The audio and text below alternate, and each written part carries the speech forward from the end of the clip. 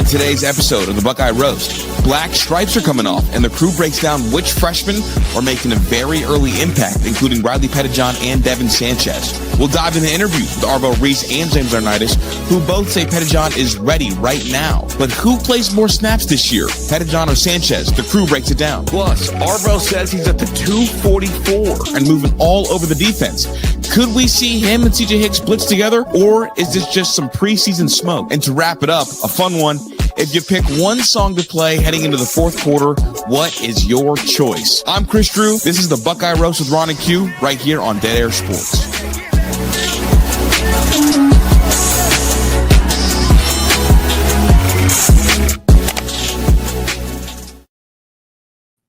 Good morning, good morning, good morning. We are back for another episode of the Buckeye Roast. It's your boy Ron James here with my guy QP Ski. Q, how you doing? Man, I thought the intro was going to have that new Ohio song, man. I don't know what's going on around here, but we need to talk to our tech team because that's what I was expecting. Is that all you've been riding around to in your car? It's all I've been bumping. I can't wait to get to the shoe and hear that live and in person. Does it have the 12s rattling your trunk? Like, what's the bass hitting on that song for? Clearly hidden. No bass at all. Well, fans are not too pleased with the selection of this song. I know there's plenty of people riding around with Hang On Sloopy playing in their car in protest right now. I had someone angrily send me an article that was titled Ross Bjork ripping away traditions at Ohio State. I'm like, what tradition? I'm pretty sure bro said that they're going to play Hang On Sloopy at a different time in the game. And he's like, it's not at the same time. So he's breaking the tradition. I'm like, all right. Again, not from Ohio. I really don't weigh in on these things often.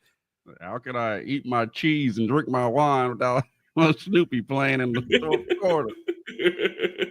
Do you put your pinky out when you sip your wine when Hang On Sloopy's while playing? I sit down and not cheer. I think that's a terrible impression, being that plenty of people that listen to our show that don't talk like that are season ticket holders. No one in Ohio talks like that. No, not at all. That's just your old man yells at the cloud voice. Sorry, I've only been to Kansas. My fault. But we got plenty to talk about today, Q. Chris gave us the rundown of the show, but before we get into it, man, we got some super chats from yesterday. A reminder to everybody, we only have one more episode left after this on the Best Damn Media platform. A big thank you to everyone that's still supporting us over there and sending super chats on that channel, but we will be exclusively on Dead Air Sports. So if you're listening right now on the Best Damn Media channel, if you're watching on Twitter, make sure you jump onto YouTube and you're subscribed to Dead Air Sports. It costs you nothing and it helps us a ton. But we got some super chats to get into, Q, so let's do it. Our first one from our guy Charles Green. Amari Thomas Green, number one edge in the class of 2030, has made the jump to middle school and is running the ball.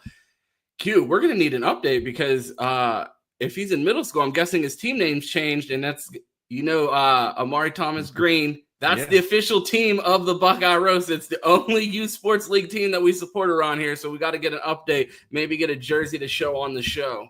Well, he could still do both. That sounds like it could just be the out league and not the school league. So maybe he is still a member of the Dragons, if I am correct. And it also is the little Dragons. Yeah. Also, 2030 ain't that far away. That's what I'm saying. Like, we're about to be watching 2030 tape here soon. Yeah, so let's hope he keeps that position. Let's hope he comes home to the Buckeyes. That's what we need. Appreciate the 5, Charles. Hope you're healing up. I know you had knee surgery there a while back, so I hope you're not out in the yard there training them anymore.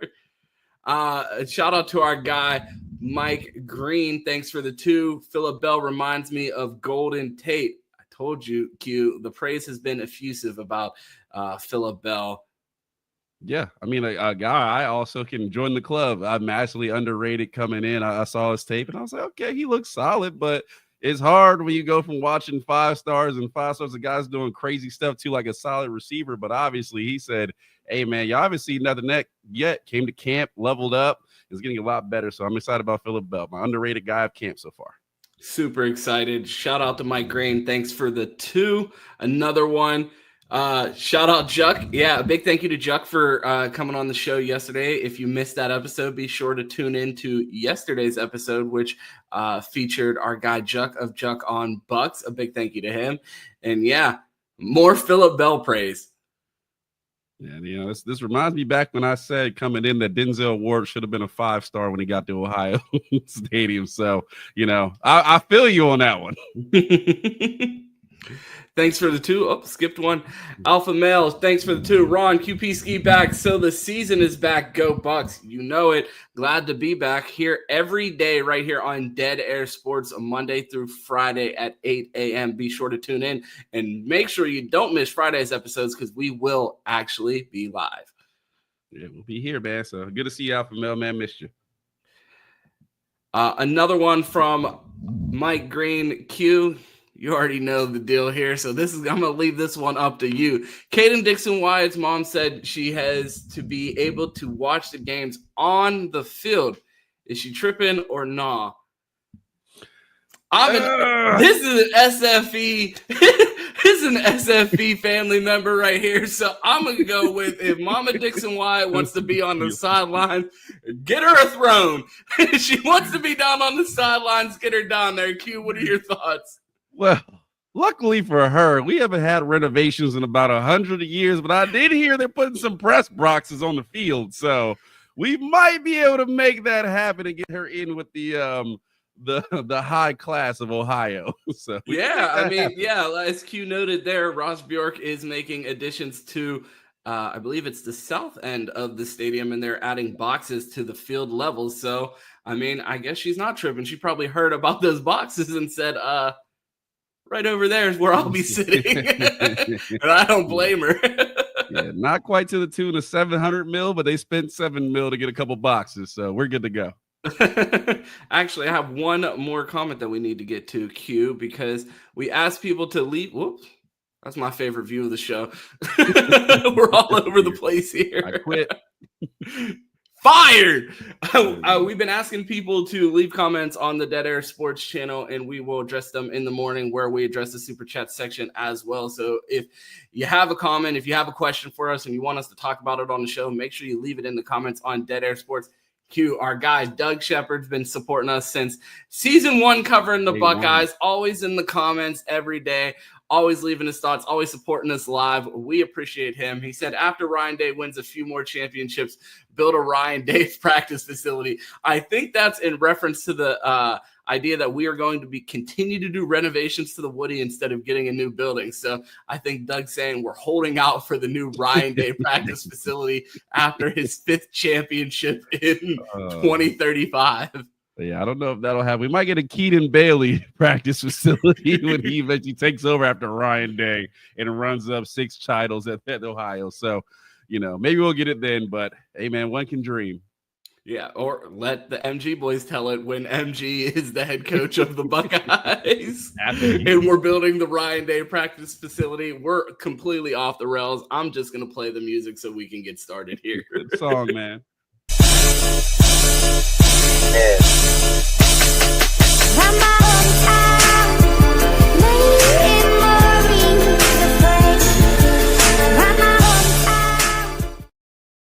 We got a black stripe alert!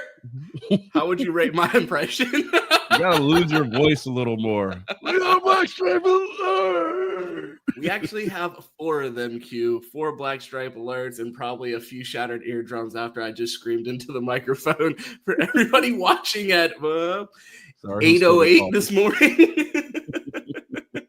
But we have plenty of black stripes to talk about. Riley Pettigrew loses his black stripe. Devin Sanchez loses his black stripe. Nate Roberts, Juck's guy, loses his black stripe. And CJ Donaldson, a transfer, loses his black stripe. Q, what are your takeaways when you see these black stripes coming off of these young guys? I feel like that has been all of the talk of camp. We spent 4 days talking. This is day 4 of us talking about the freshmen coming off a national championship season, a new starting quarterback, and everybody's like, but have you seen these freshmen on defense? And it's just completely reinforced by getting 2 freshmen to lose their black stripes today in Devin Sanchez and Riley Pettigrew. Yeah, when I look at this list, I mean, the first thing that sticks out to me is I'm like, CJ Donaldson, as much as we heard about him in camp, it would have felt, I mean, from spring practice, he had lost weight, looked better. I'm like, hey, he still had it on. They really pushing these running backs this offseason. So it's good to see him there. But like you said, I'll let you handle the defense. Nate Roberts on offense, a guy who's not really that much talked about.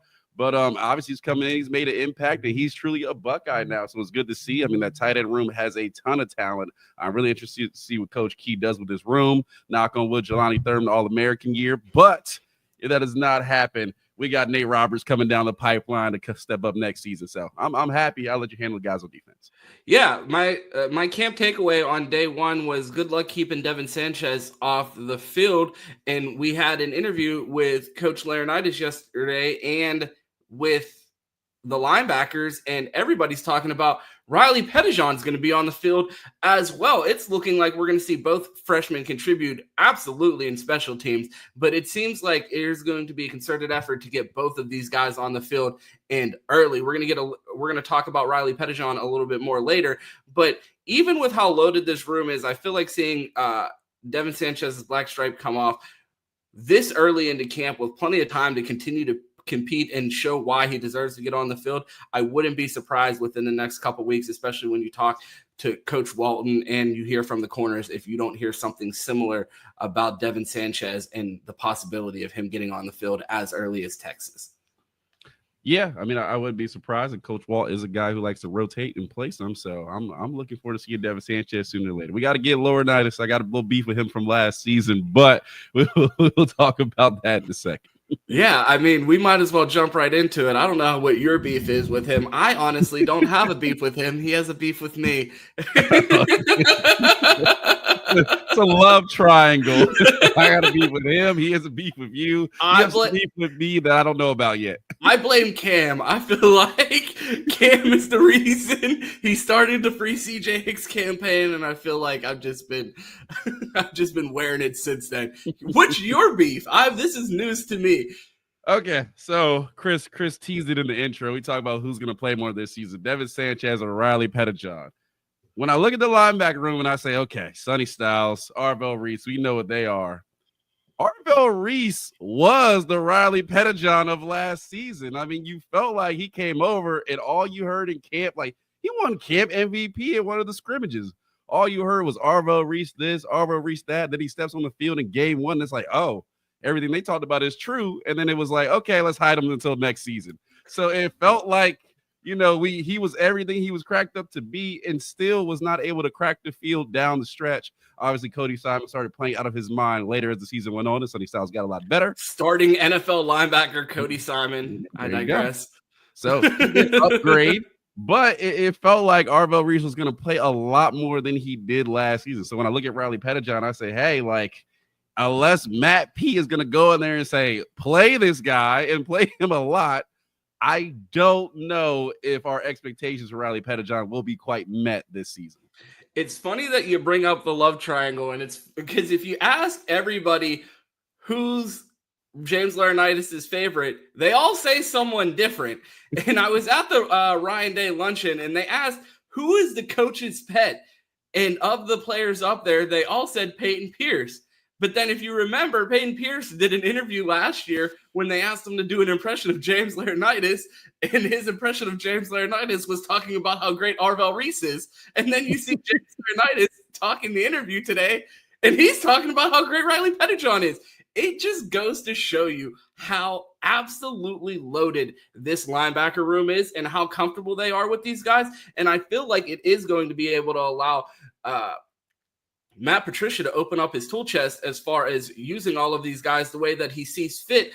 Arvell Reese also spoke to the media today and said that he's 244 pounds. Do you know who is on this team and weighs 243 pounds, Q? CJ Hicks? Defensive end CJ Hicks. So if that tends to tell you anything, they asked him, is he moving around the defense? And he confirmed yes, but declined to continue to tell us how and where he's moving around on that defense. So with the additions of Riley Pettigrew and the ascension of Payton Pierce, it seems like it opens up the door. And like I said, everybody at camp kept talking about, are you sure that Sonny Styles isn't the one that moved to defensive end. I feel like you're going to see a lot of these guys, as the most famous Buckeye lore saying, get on a blitz together this season. And you have a lot of options there. And I feel like the confidence that they have in Payton Pierce and Riley Pettigrew is going to allow them to get even more creative with Sonny Styles and Arvell Reese. And I feel like you can put your sword down with Coach Laurinaitis, because I don't have any doubt that you're going to see plenty of Riley Pettigrew this season. Yeah, I mean, it feels like the freak shows are out to play, so you're definitely going to see that. I think that's been our complaint for a while. It's like we have these, decently talented guys, but we have guys on the bench collecting dust who are absolute freak shows.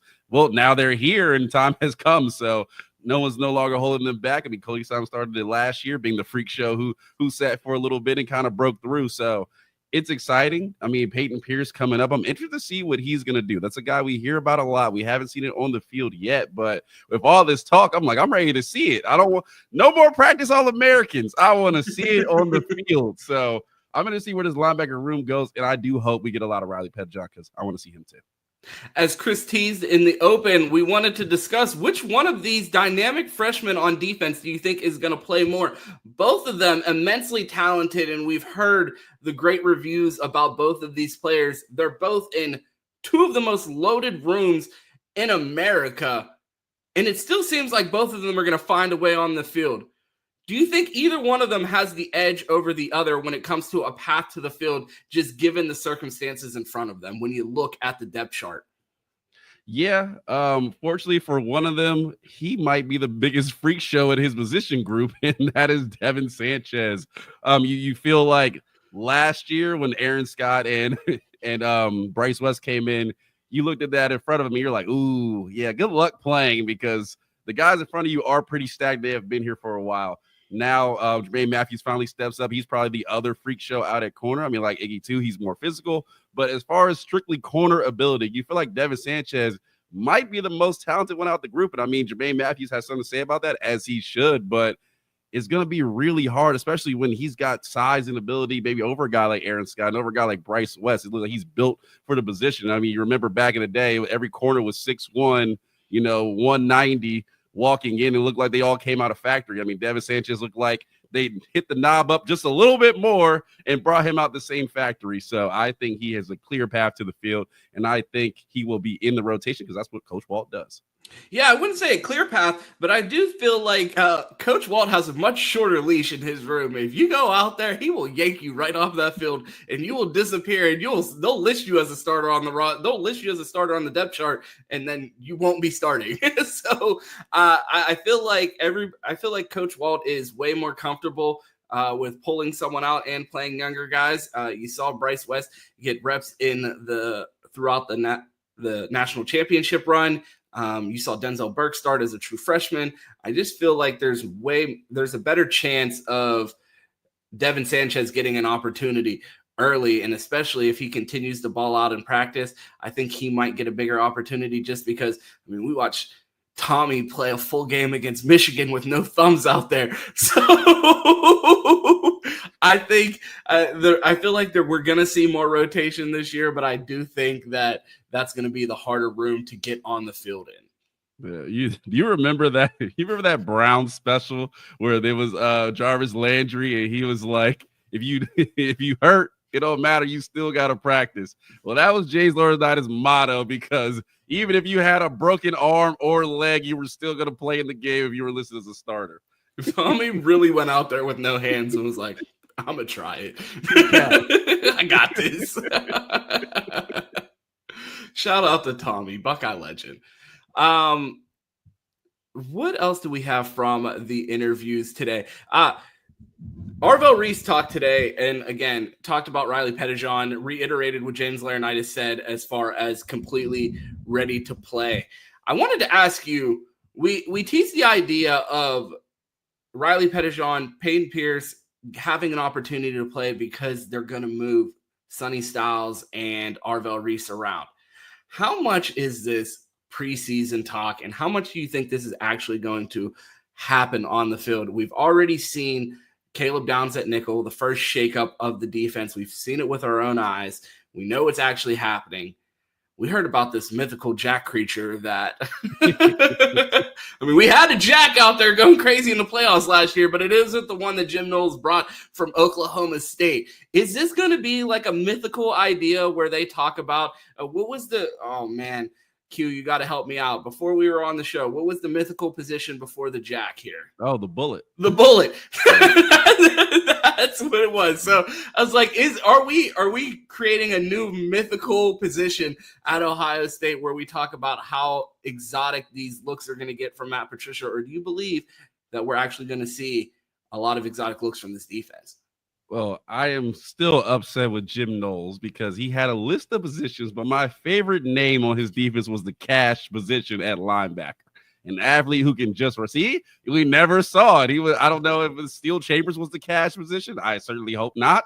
But there was supposed to be a cash position at linebacker. Bro, you ever see that episode of South Park where they're making fun of Family Guy and they're like, it's just a manatee that grabs ping pong balls with words and that's how they make their skits, bro? I feel like that's how Jim Knowles was naming the positions on his defense. Bandit, cash, adjuster, call him Jack, and then on weekends we'll call him Leo. I'm like, what are you doing, bro? It's almost like they got positions. Like these positions have names before Jim Knowles started coaching football. That's just such a badass name. Like, imagine walking around campus like, I'm starting Saturday. Oh, position, I'm the cash position. Like, oh, this dude's about to get paid. Like, your NIL must be crazy. It's just a great name. But getting back on topic, I feel like because of the offseason, we're going a little bit crazy, but I do firmly believe that Arvell Reese will be lined up at edge in blitz. Sonny Styles, probably not so much. I think he'll take the better of the two. That way you at least have one linebacker in there that you can solidly trust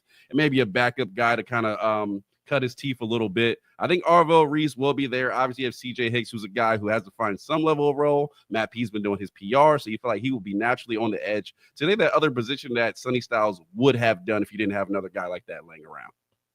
Yeah, and I mean, I guess you do have to shoot Jim Knowles some bail. I mean, we saw his initial pick in Mitchell Melton, his initial pick for Jack get hurt, and then that started the whole snowball of Jack Sawyer trying to play Jack after they put a bunch of weight on him. Now he's like, all right, now drop back in coverage, even though we just made you put on 20 pounds.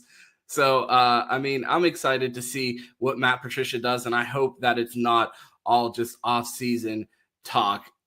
We are in camp is here, but we're not getting, it's like Fort Knox at the Woody right now. We're not getting any practice reports. Like we get them talking to the players who are trained not to say anything at this point anymore. There's nothing coming out of the Woody. So what are fans doing? Complaining. It's like there's nothing to talk about. We don't have any camp footage. All right, well, let's complain about nonsense. And the new and biggest complaint right now is the end of the hang on Sloopy tradition at the end of the third quarter, Q. So I decided for this episode, it was time for us to get scientific around here and really put something to test here. Ross Bjork goes out and chooses the song. It's called Ohio? I don't. I think it's just called Ohio by Caamp, which is now replacing Hang On Sloopy in the third quarter, which is funny that this is even coming up because I floated this idea last year in our community. I got to go dig up the tweet, and I actually put together a bracket and a playlist of songs to potentially add to the Ohio State game day atmosphere. But Ross Bjork traveled out to Oregon, and he's mentioned this in a few interviews that it was really eye-opening, his experience there. And I want to play a video of something that they do at an Oregon game that sounds quite similar to what Ross Bjork is trying to bring here to Ohio State.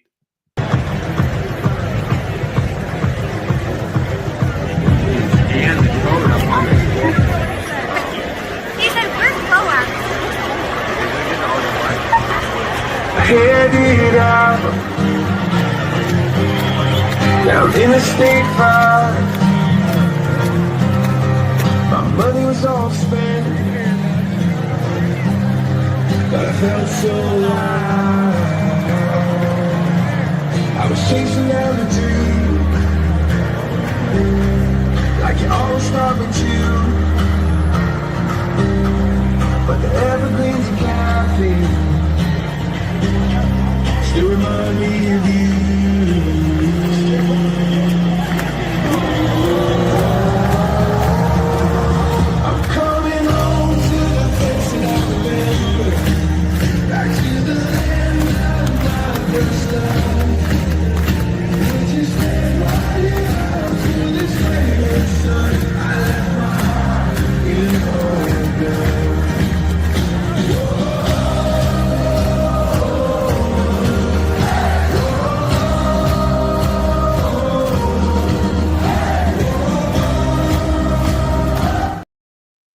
watched that video and I'm like, why couldn't we have played at Nebraska last year? Because it would have seen Jump Around. I'm like, imagine what song they would have picked then. That was the song, and it seems like that's what they plan on trying to recreate with this Ohio song at the stadium. Q. Man, okay. First issue. Okay.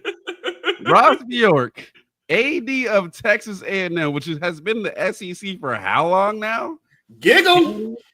15, it's been a minute. And you're telling me he went to Oregon of all places and said, this is eye-opening? Not Georgia, not Alabama. LSU? What if Ross Bjork, like, imagine the press release. Ross Bjork plans to add neck to the repertoire of the best damn band in the land.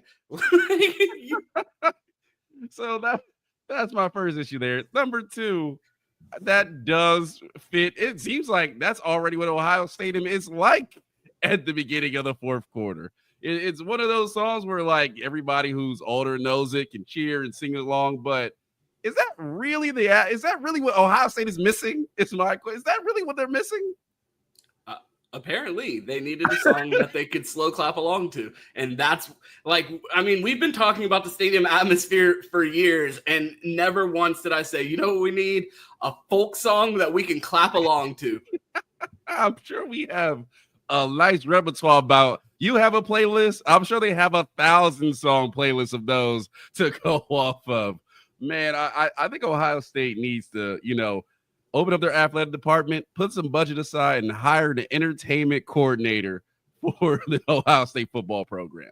The media team has really stepped it up. I mean, we had a lot of smoke for them, but it feels like their highlights, their cuts and stuff has really gone through the roof. But I just feel like Ohio State needs to hire a media coordinator. Go out and get, I don't know, Little Yachty to host a game. Like, I mean, how much money are we really spending? Like, get somebody with a mic and get a DJ and just have them run the entertainment, coordinate the lights, and I don't feel like it's that hard to really get Ohio Stadium bumping. It's just they're too lazy or cheap to do it. I'm thinking we add a new position at Ohio State. We have about $500,000 a year laying around that we were donating to this guy named Parker Fleming. And if we take that money and give it to a guy named Ron James and make him special teams events coordinator. Special teams / events. Special events / teams coordinator.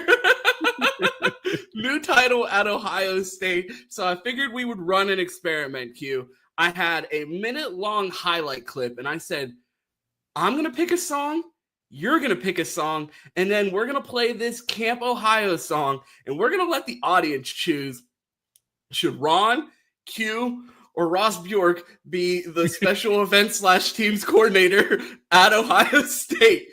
Q, we're going to start with my choice, and I already know Cam's looking out, watching this show like, I can't believe you picked this, but it's my choice. All right, go first. I was trying to get it how I live. I want them dead presidents. I want to pull up, head spin, get fly. I got 6 jobs. I don't get tired. I don't get tired. I don't get tired. I don't get tired. Get fly. I got 6 jobs. I don't get full-time father, full-time artist. Ex-guard, he said grind harder, learn from every time you ever fail. If it never failed, just grind smarter. Iron sharpen, you the dag on they hindquarters, and they all acting. Rap game, I'm a pallbearer. Kill may get a call after. First look, it was all laughter. Kevin Gates, no small matter, made men believe when they didn't believe. Dive in the crowd, no safety holders. Got in the booth, no safety on it. Aiming, I shoot for the stars. Got the award, I ain't win no awards. Only mean the one thing, don't get tired, I go hard. I was trying to get it how I live. Q, what grade would you give my pick of Kevin Gates' I Don't Get Tired as a potential song leading into fourth quarter? I feel like it does all the things you're looking for a song like that. It gets the crowd hyped. You can sing along to it, and then you can also have the funny experience of when your grandma that you took to the game goes home and's like, I like that Kevin Gates, and then finds out about the rest of his music. Well, that would be quite a moment. I like it. I'm gonna give it a solid B+. It does somewhat feel like a start game song, so I will say that it feels like you can come into the fourth quarter. You don't get tired. They're not tired. They're letting the other team know, like, I'm gonna run through a wall. That is why I got the plus, because I don't get tired. Lyrics fit the timing, so I will give that a solid B+. I will say that gets the team to lock back in. Say, hey, we ain't tired. No one's giving sideline speeches, so let Kevin Gates do it. Exactly. Special events team coordinator, Ron James. There you go.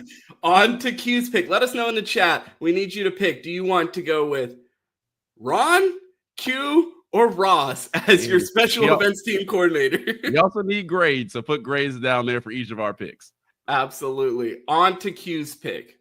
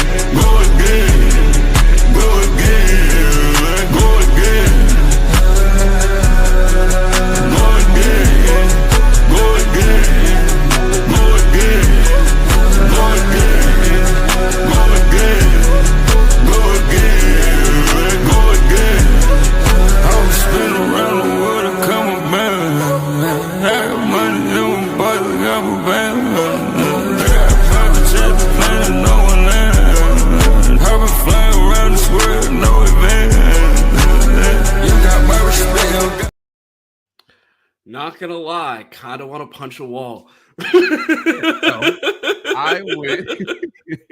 went with Yeat. Go again. Now the positives of this: one, slow, understandable lyrics until you get to the verse. Okay, well, you're not gonna know what you're saying on the verse, but no one cares about that part. All right, that's not the point. And I don't care who you are, what age you are, what race you are. You can say "go again." It's easy to say. It's catchy. And if you go into the fourth quarter and you're down, let's run it back. We can come back. If you're up, let's put on more. Go again fits. I was going to give it a B+ because of the mumble raps in the verse, because I'm not a fan of that. But as I was listening, I was again taken back to the moment of grandma in stadium trying to mumble those lyrics. And it's also one of those songs where if no one knows what you're saying, you can never get the lyrics wrong. It's like the intro to Cops. No one knows what they start saying when they hit the verse, but everyone does the same mumble. So I think it gets an A- because I feel like the entire Ohio Stadium just mumbling that verse together until they get back to go again. Mm-hmm. Wouldn't be the first time I've seen something like that happen. Fair enough. Fair enough. And last but not least, we have the song that is actually going to replace Hang On Sloopy. So you're going to have to get that in your iTunes if you've been jamming to it in your car and you've been expecting to hear it during the third quarter of games. It's not going to be happening then. So here is the new song in choice by Ross Bjork. When I grow up, gonna look back at the place I lived. Rolling the dice on the weekend. Conversation with a couple of kids, smoking cigarettes on the school with my best friends. Never will forget taking out with me till the end. Football and tall trees, the autumn never ends. Summer loving. Ohio, treat me well. Ohio, treat me well. Some things you can't forget, like your fire. Call me a sunshine pumper, call me a bootlicker. I don't hate it. I don't hate it, Q. Am I crazy? Because the whole point of this episode was for me to bash this song, this edit, this concept. I was like, Q, we're about to show them. I did that edit last, and I was like, damn it. I don't hate it. Where do you stand? So now this may be some credit to the edit. when it first dropped, I did say, I was like, well, crazy enough, all three of these kind of fit this edit. Now, as far as the song, this does feel like what I just see in that Oregon video, but also too, this song makes me feel like both teams are going to go hug at midfield in between the third and fourth quarter. Like, it doesn't get me ready to go bash somebody or punch a wall. Like I said, like, this makes me feel like I'm out camping with my first white girl that I've dated. Like, it gives me that level of vibe of like, this is another side of life. So I don't hate it. No, I also don't know if it belongs in the middle of an intense football game. See, and I don't know if I'm making a good point or a bad point here, but as someone who grew up going to pit games, my family have been season ticket holders my entire life. They have a tradition that they play a song in the third quarter, and it is not anything that's going to get you hyped up. It's Sweet Caroline. Like, everybody holds on to each other, they rock back and forth, and they sing a song, and I do think that type of energy is reminiscent, especially for a program like Ohio State that's fucking whooping feet every Saturday. Like, it's rare that we're even playing in a close game. Like, most people are jolly singing along on a bright noon afternoon in Columbus, Ohio, because it's the only time that we play football. So the idea that they have some folksy song that they're going to sing in the Midwest on a Sunday, Saturday in the fall, it feels like it fits. It feels like a noon song. It feels like a big noon kickoff song. I think what we should do, and Ross Bjork, if you're watching this, because I know you are, let's just take all three songs. Let's play Caamp, that was the other point that I was going to make. So what they do is, after every time that they play Sweet Caroline, since that's a kind of slower, older song, they follow it right back up with Mac Miller, a song that you can't go wrong with, in an artist that you can't go wrong with in a crowd full of people from Pittsburgh. So I feel like if they find a way to lift the energy with anything other than Mo Bamba, which has like become like the most antiseptic sporting event song ever, it's like it doesn't even have its appeal anymore because they played it so often. It's like you need something else that's gonna get the crowd's energy back up. But I don't hate the song. I'm sorry. I am not a traditionalist. I am not from Ohio. Tell me to go fuck myself in the comments. I could be wrong. All I'm saying is I don't hate it. Yeah, me neither, and I'm with you. You sold me on that. If you're going to play that, and then you're going to follow it up with, it could be Kevin Gates, could be Yeat, could be Kevin Gates featuring Yeat, either or, which I thought Ross Bjork was going to. That's what I thought it sounded like. Oh, this must be Kevin Gates featuring Yeat, or Yeat featuring Kevin Gates. Ross Bjork got it. Wasn't quite that, but I will say I don't hate it either. Just stag it with a popular song behind it, get the crowd's energy back up, especially in a night game, and I'm fine with it. Yeah, I mean, I am so disappointed with the way that this turned out, because I came into this episode like hire Ron James as special teams events coordinator, but it looks like Ross gets to keep his job, and they're going to find a better use for that $500,000 that they were donating to the Fleming family a few years ago. Well, don't worry for you. They have a junior special team / events coordinator position that only pays $200,000 a year. So take it. Still open. Open for business there. Send them my portfolio. But Q, that's all I have. Actually, we do have one more topic. We were going to do a short show today, but we're not going to cut any corners. We got another topic that probably going to go longer than I anticipated. But there's been a lot of discussion about coaches lately, and one of our favorite bits on this show is discussing Q's preseason top 5 head coaches going into last season. And I figured we'd shake it up a little bit, and I'd put some parameters around there so Q doesn't go out of the box and pick a 2-10 coach like he did last year. And we want people to respect us as ball knowers around here, and when he does that, gets off the rails. So we decided to tighten the parameters up this year, and we're going to go with, can we rank the next 5 best coaches if you remove the coaches with national championships? So I'm going to put this graphic up on the screen to make it easier for everybody else.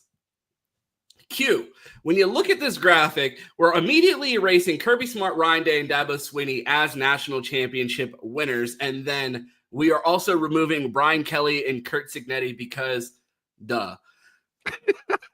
What else do we need to say there? Like, we're going to waste we got ball knowers that watch our show. We're not going to sit here and put Brian Kelly and Curt Cignetti in anything that is a top 5, unless it's top 5 coaches that annoy the fuck out of me. Doesn't that only? Oh, that leaves us just okay. That leaves us just fine. I would say Curt Cignetti. Give it another year, and I can maybe see him on this list if he continues to have. He's that legend. Yeah, so he's working his way up. Honorable mention, Curt Cignetti. Curt Cignetti, honorable mention. So, Q, did you prepare your top 5? No, I'm gonna pick straight off the list. I don't have prepared top 5. I see 5 coaches. I'm going 5-1. Okay, well, I am going to start with mine. Oh, you're going 5-1? Yeah, let's go 5-1. Okay, well then, would you like to tell me who your number 5 is? Well, first, I got to put in an honorable mention. Mike Norvell will be back this season. I got to mention it here first. So couldn't get him on the number 5 because it was against the rules. So he is number 6 on this list. So you have Mike Norvell ahead of Brian Kelly and Curt Cignetti. Yeah, Noted. There we go. He's number 6. Okay. Oh, number 5. I will have to go with, and this is going to be a little bit tough. I'm going to go with James Franklin right now. I'm going to go with James Franklin. I think, and I know what you're going to say, you're going to be like, oh, Dan Lanning, what has he done? Well, he's got a Big Ten championship in his first season in the Big Ten, so I will give him that. James Franklin has had a Big Ten championship, but the inconsistency in big games is still plaguing. When did James Franklin win a Big Ten championship?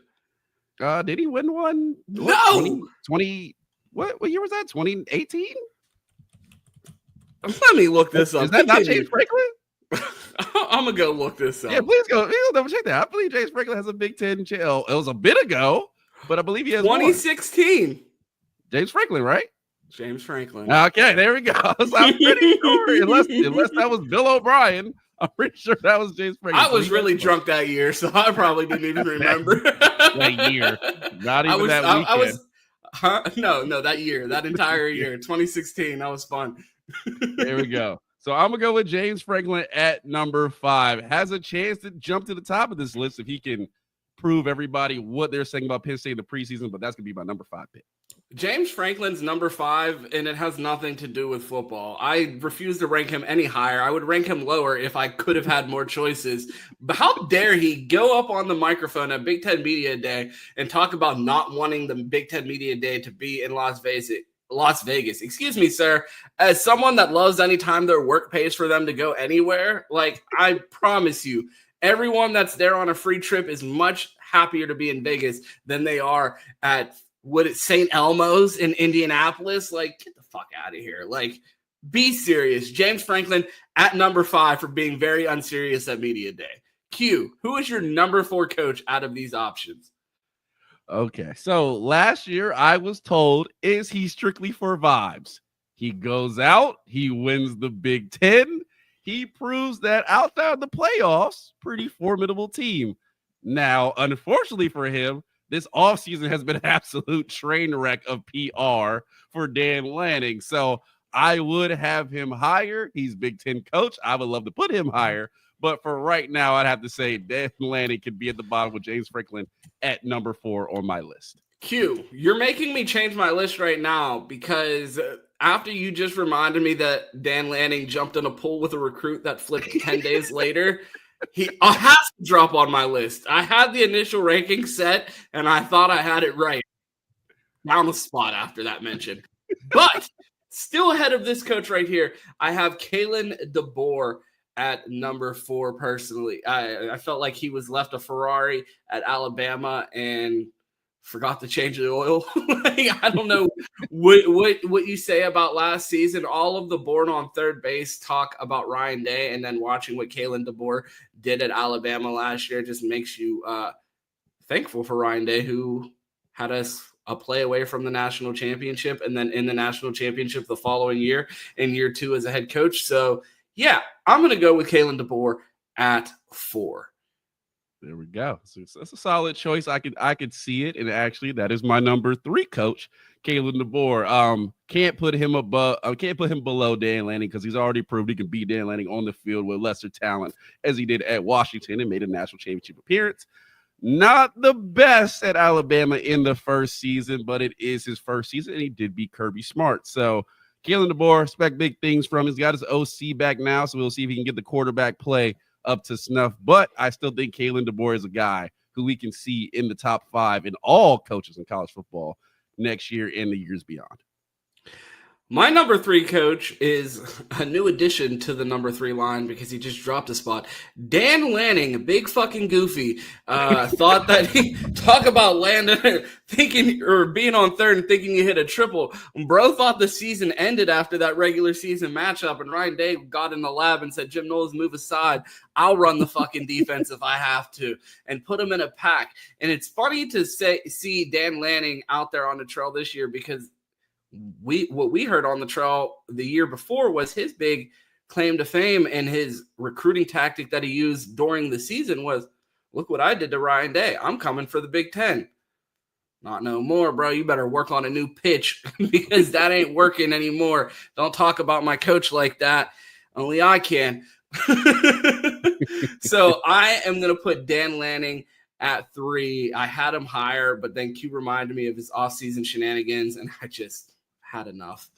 Yeah, I'd have to complain about it, but that team out west added on to the shenanigans. Just the PR for Dan. He's got to get a new PR person because his PR person is absolutely failing him. I mean, Diddy is working on better PR than Dan Lanning right now this summer. Somehow he has made a comeback, and Dan Lanning is just falling through the floor. So Diddy Lanning. Okay, so that takes me to my number 2 coach, and I have to go with Steve Sarkisian of Texas. Steve Sarkisian, a guy who has completely flipped that program. We know where Texas was before this. Now, he does have, utilities like oil money, Texas talent, Lamborghinis, cocaine, whatever is down there. He has all the assets to bring in recruits and flip the program, but we think Texas is here for a national championship run this season or close. So I say Steve Sarkisian is probably my number 2 coach without a national championship right now. Yeah, I had Steve Sarkisian at number 3, and then Dan Lanning had to go Dan Lanning it. So Sark up to number 2, Mr. Lambo. Based off of their ability to kick our ass in trenches recruiting is the reason why I have him this high. Every time I look at Texas's offensive line class, I'm like, that is awesome. Despite all the great things that we've said about our offensive line, that's one of the few that I look at. I don't even think they have a better offensive line than us. I just think they do. They put more stars on paper when it comes to offensive line down there. And then the fact that they stole Hero Canoe from us, they went and got 8 defensive tackles out of the portal. The thing that has Sark at number 2 for me is I feel like he is putting it all on the table. I don't think he's leaving any stone unturned when it comes to Texas, and when it comes to going out and reaching out in the portal, when it comes to spending in his regular recruiting class. I don't think that he has spared any expense there. And I like that.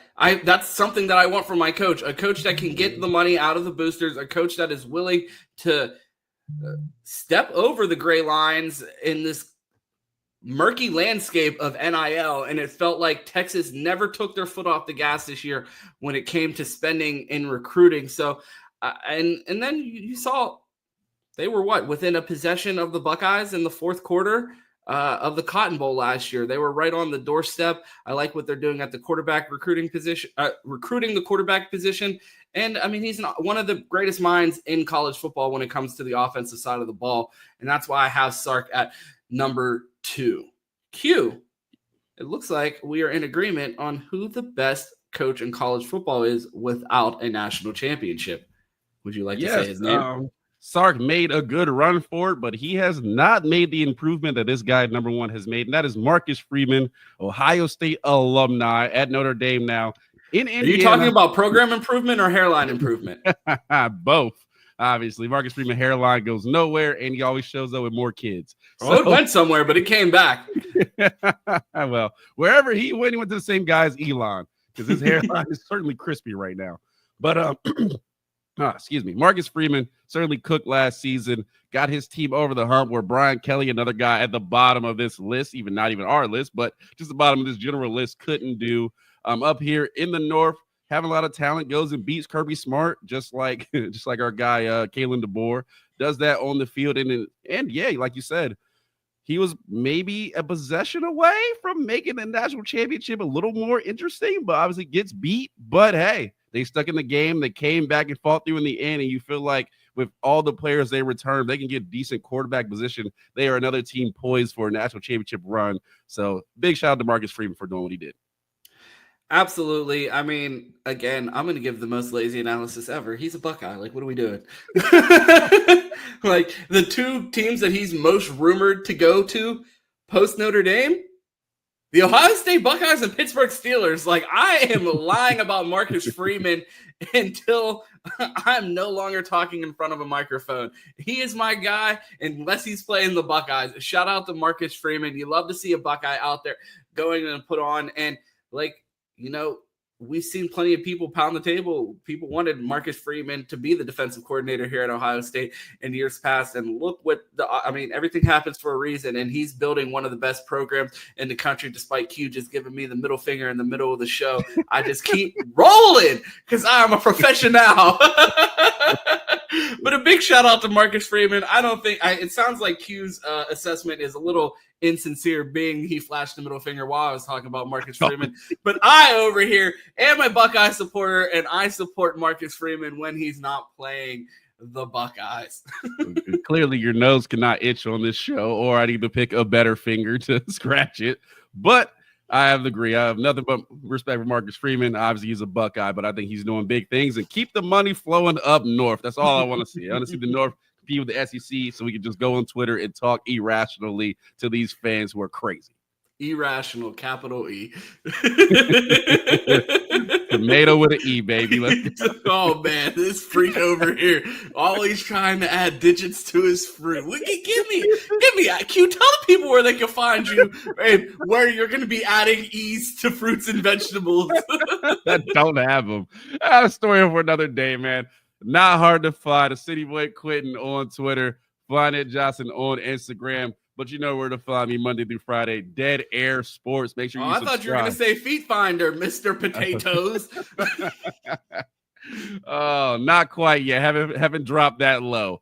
But Monday through Friday, Dead Air Sports. Remember, we are no longer on BDM. So if you're over there, you're super chatting, you're leaving comments, come on over to the Dead Air Sports side. That's where you get those banger intros that Chris Drew has cooked up. That's where you get the highlight videos that Ron is cooking up. That's where you get the entertaining nonsense that I put on the microphone every day. So make sure you come over here, like the video, all that stuff. Ron, get us out of here.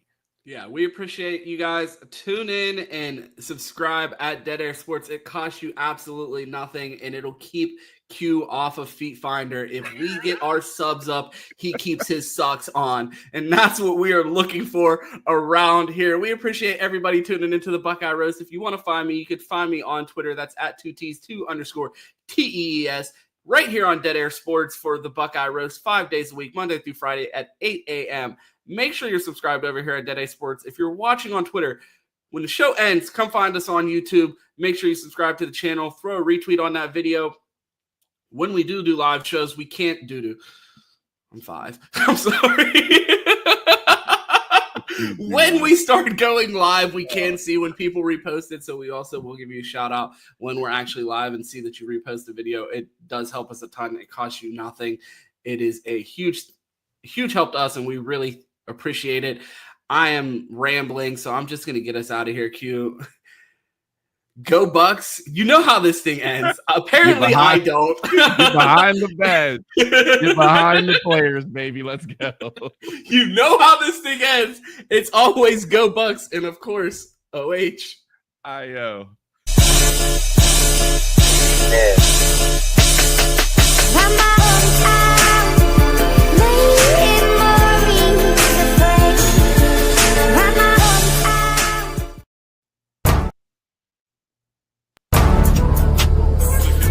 Example, when things get hard in life, you just keep swinging as hard as you can. You fight. That's our culture.